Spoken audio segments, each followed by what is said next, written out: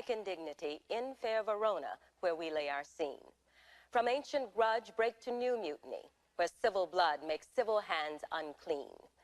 From forth the fatal loins of these two foes, a pair of star-crossed lovers take their life.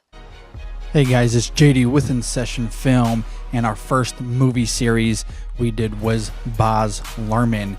And the movies we went over was his 1992 film Strictly Ballroom, his 96 film Romeo and Juliet, his 2001 film Moulin Rouge, and his 2008 film Australia.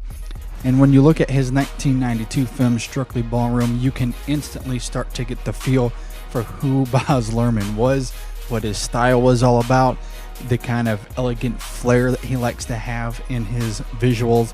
When we first went over this, you can tell that Strictly Ballroom is definitely his first film. It definitely has plenty of layers throughout the movie, and it's what makes it pretty interesting, and I think it's something that started to set him apart. You go to 1996, you start to look at Romeo and Juliet. A lot of those styles are kind of there. It's a unique perspective on a play that has been done plenty of times, and I thought he did it really, really well.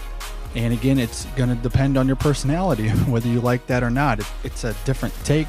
It's unique. It's very out there, but overall, I think it's pretty effective.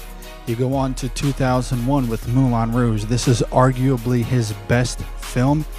It's amazing. The performances stand out here. It has lots of beautiful colors. It's just really great. It's perfectly executed with the music of pieces and all the stuff that's going on around it. The visuals are pretty good. It's a little bit comic booky with some of the visuals, but you kind of get that throughout a lot of his films. But the camera is really elegant here, and it works really, really well. And then you move on to 2008 with Australia. Now, while this story may be a little bit slow, the performances definitely do stand out a little bit, and it has some elements that become a little bit repetitive, but for the most part, this can be effective with what's going on here. And I feel like it worked well with what the narrative was trying to get across. And again, stylistically, it's very Baz Luhrmann, and has some good humor in here, probably more so than a lot of his other films that we said. And obviously, this movie series led up to The Great Gatsby, which we talked about on our podcast, so you can be sure to go check that out. That was episode 11 of the InSession Film Podcast. All of these reviews are up on our website. Be sure to go and check that out at InSessionFilm.com. Just click on podcast, and under podcast, you'll see a little tab called Movie Series.